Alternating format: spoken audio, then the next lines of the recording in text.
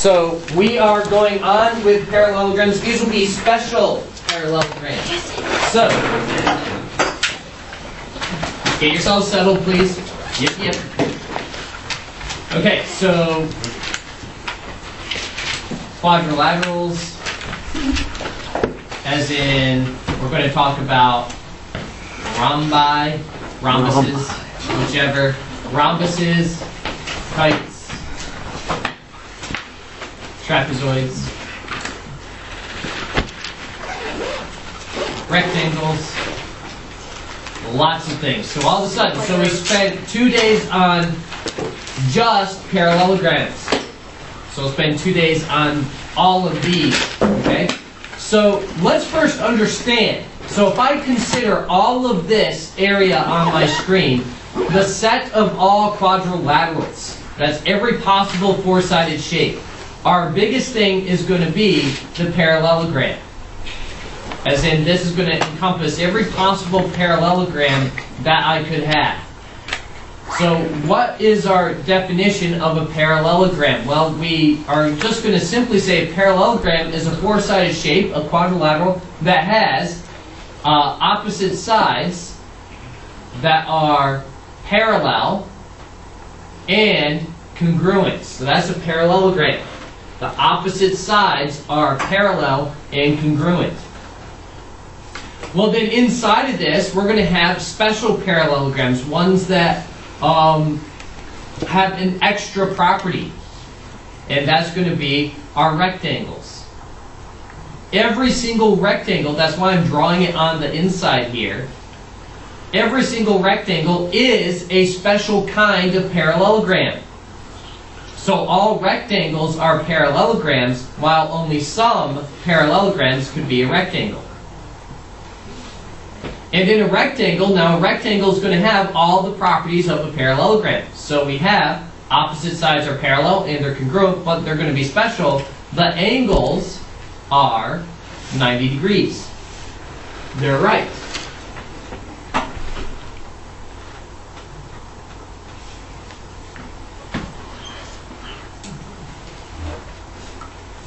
Any questions on what a rectangle is? Yeah. So a rectangle has sides that are opposite, the opposite sides that are parallel and congruent. That means they also have diagonals that bisect each other. It also means that the consecutive angles are supplementary and the opposite angles are congruent. But they have this special thing, which is that the angles are all 90 degrees. So 90 degrees right here. Any questions on what a rectangle is? No. Given a picture, you need to be able to identify your shapes. Okay? So now hopefully you see what a parallelogram is and what a rectangle is. Now we'll get a little bit confusing. I'm going to draw here a rhombus, and I'm going to overlap it a little bit with a rectangle. But you'll see why I did that in a moment. A rhombus is also a special kind of parallelogram. So it has all the properties of a parallelogram, but plus this property, the sides are all congruent. They're all the same. So a rhombus is a parallelogram who happens to have all sides the same size. Whereas a parallelogram, only the opposite sides are congruent. So I wrote this overlapping the rectangle for this reason. We have a very, very special one right here, and this would be our square. And our square has the properties of both a rhombus and a rectangle. So I'll draw an arrow here in blue because I don't have enough room right there, but this is talking about the square. A square is a parallelogram. A square is a rhombus. A square is a rectangle. But a square has all congruent sides and 90-degree angles. That's a square. Now, hopefully, none of this is new to you. Okay, this should be stuff that you have understood from previous years of school. Okay, so you've probably even seen a diagram similar to this. Goodness. Okay, now let's go on and talk about some things that are specific about a rhombus. So these are properties that only are going to apply to things that could be a rhombus.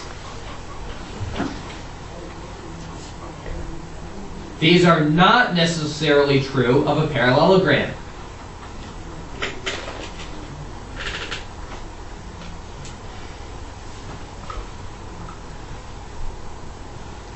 So if this is a rhombus, we have all the sides are congruent, so we have that. Now the angles are not necessarily congruent, but just, you don't need to write this down, but I want you to be thinking, if this is 70 degrees, what's x? 70. No. I'll Look at this diagram. 110. 110. These are supplementary. If this is 70 degrees, what's y? 70. 70, because they're opposite. It has all the properties of a parallelogram. Okay, I'm going to draw in the diagonals.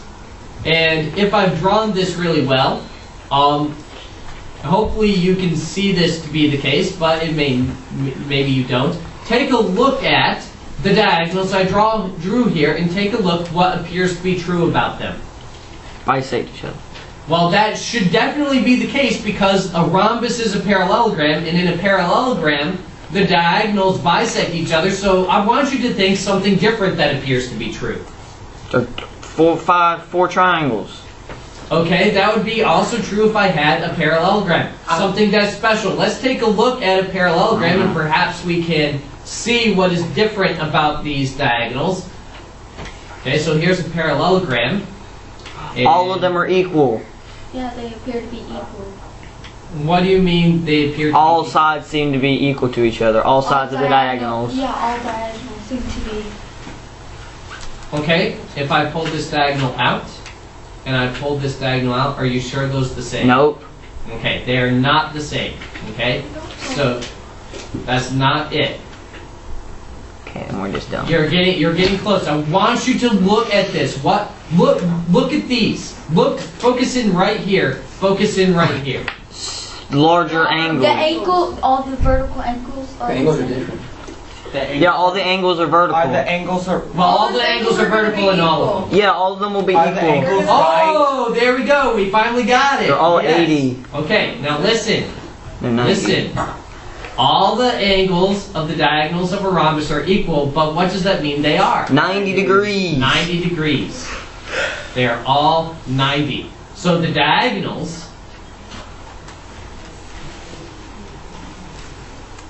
Oh, perfect. not only bisect each other, the diagonals are perpendicular.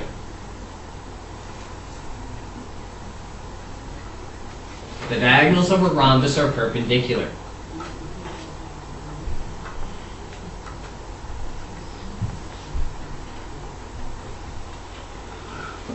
Okay, there's something else that is true, but is not as obvious. Well, I thought the right angle thing was going to be very obvious. But this is definitely not as obvious, but it is true. Not only are the diagonals perpendicular, but the diagonals bisect not only each other, but they bisect the angles of the rhombus. So, hold on. Let me finish the thought here, please. So that's not true in a parallelogram, but it is in any parallelogram, but it is true in a rhombus. So let me get rid of these.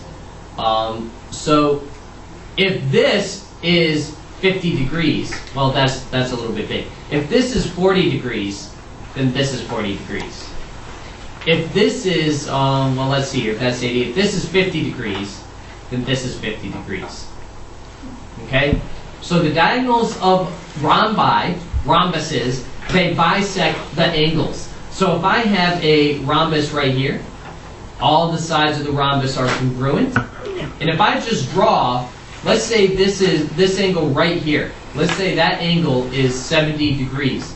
And if I draw a diagonal, this is true only for the rhombuses. It bisects that, which means this is 35 degrees and this is 35 degrees. Okay? Now what's your question? Someone was trying to ask a question. Yeah, we could use bark for that because it bisects the angel. Yes, you could use your bark for that. Okay. So that's for a rhombus. So what are some things that we might need to do for a rhombus? Here's an example problem. Given that this is a rhombus, now what does that mean about all the sides? They're equal. All the sides are equal. Now I'm going to say this angle right here is 100 degrees. I'm going to draw this diagonal. So what does this diagonal do to the angles? Bisect. It bisects them. And I want to find angle 1, angle 2, angle 3, and angle 4, and angle 5. I want to find all those angles right there. Well, angle 5 is going to be easy to get. The opposite angles of a parallelogram are 100. equal. So that means angle 5 is 100. Now this is important when you are doing finding angles in any shape. Don't necessarily start with angle 1. You start with the angle that is easiest to figure out first. Okay, no matter the order they are written. Now if angle 5 is 100, now what do we know about the consecutive angles? What would I know if I don't have all that drawn there? What do I know about this angle I marked with a dark circle and this angle right here? They're supplementary. They are supplementary. So that means this whole thing is the supplement of 100. So how big is it? 80. 80. But I know the diagonals bisect the sides. So what's 2? 40. 40. And what's 4? 40. Wouldn't 40. those also be isosceles triangles? Yes. That's why this is true.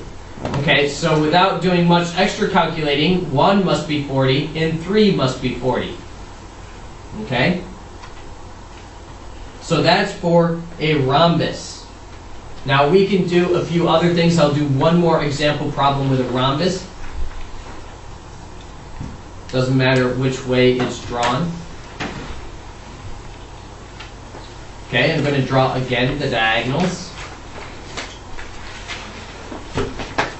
Okay, and this is 90. And let's say this right here, let's say this is 60 degrees, that angle.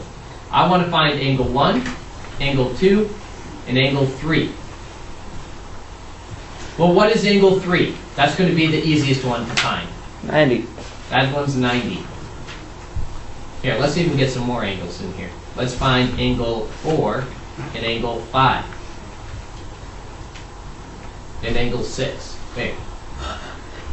Too cool. Okay, now this diagonal bisects this. What's angle 6 then? 60. 60. Wouldn't that mean the other side's about 60? Which means angle 5 is 60, and angle 6 is, or angle 4, sorry, is 60. Anyone not see why these are both 60? Okay, angle 3 was 90 because it forms a perpendicular here. Now, that means this whole angle, this whole thing is how much? 120. 120. Which means this whole thing is, 60. that whole thing's 60. All of it, which means angle 1 is, 30. and angle 2 is. 30. Now, we don't have to do it that way. We could have just taken our triangle out to write triangle. If this is 60, how many degrees in a triangle? Whereas 180, I've used 90 of them, and I've used 60 of them, and that leaves this to be 30 degrees. So that's another way to get it right there. Okay, so that is a rhombus. Rectangle. Properties of rectangles now.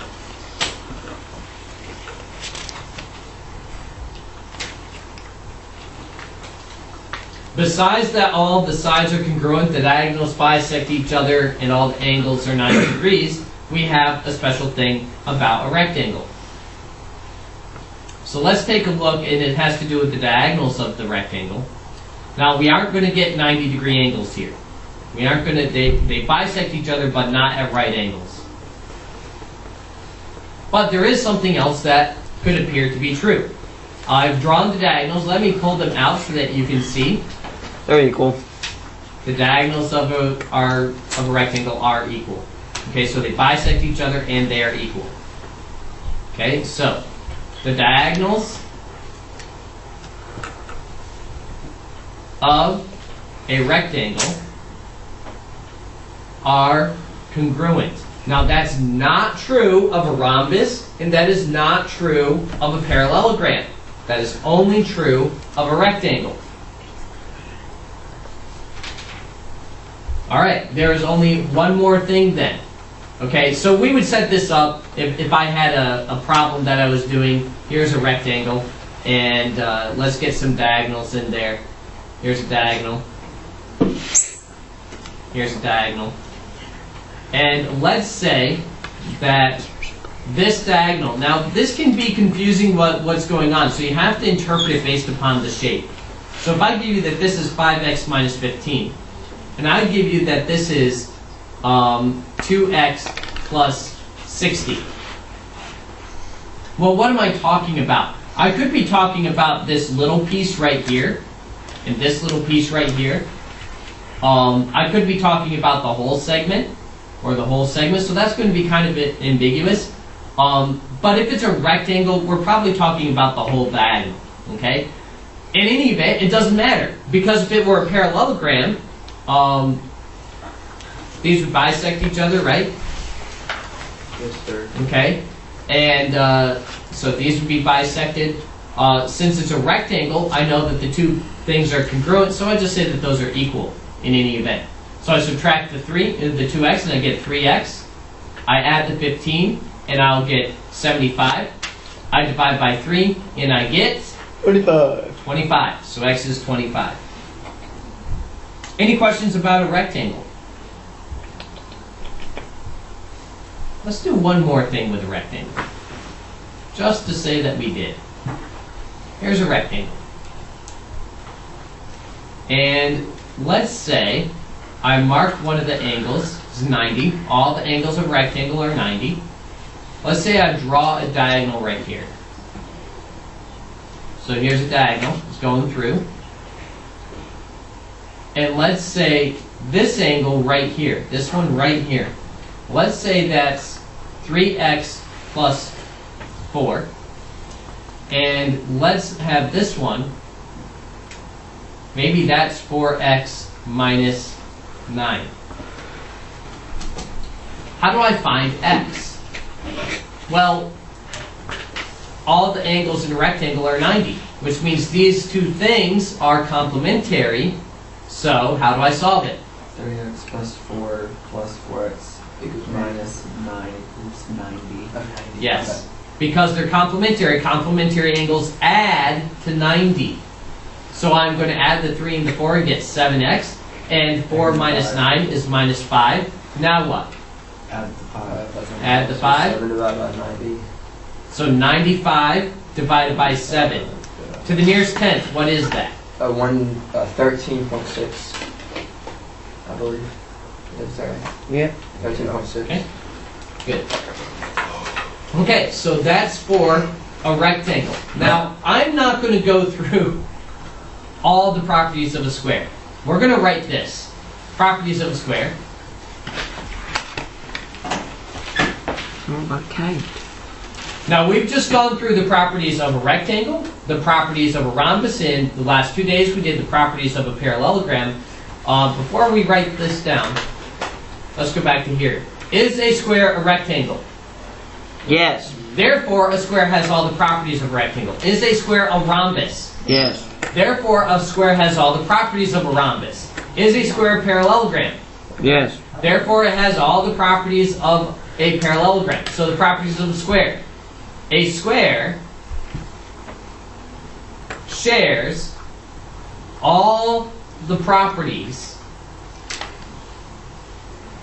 of a parallelogram, because it is a parallelogram, of a rhombus, because it is a rhombus, and of a rectangle, because it is a rectangle.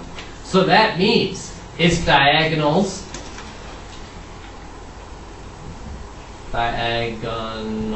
spelled horribly wrong, are congruent and bisect each other.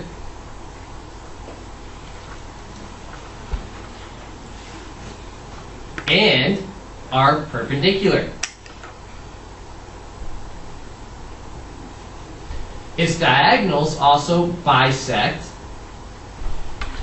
the 90-degree angles, which means if I draw a square, these are 90-degree angles and the diagonals bisect, that's 45 and 45 all the time. Okay, so rather than go through all the properties there, we'll just say that. Okay, let's do some example problems in... We haven't done the trapezoid yet. No, we'll do those later. I told you we're spending multiple days on this. Thank you.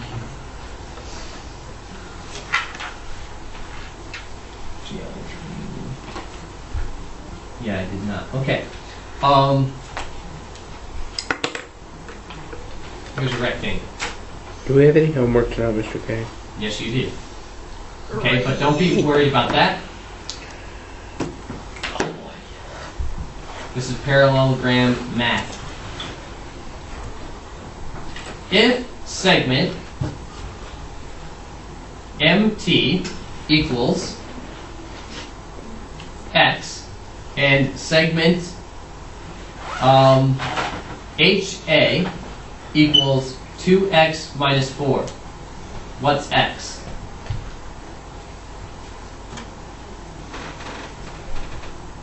They're equal. The diagonals are equal. The diagonals are equal. So let's So- say X equals 2x minus 4. X equals 4. So I'll add the 4 over here, subtract the X over here, X is 4. What's segment MT then? 4. Right?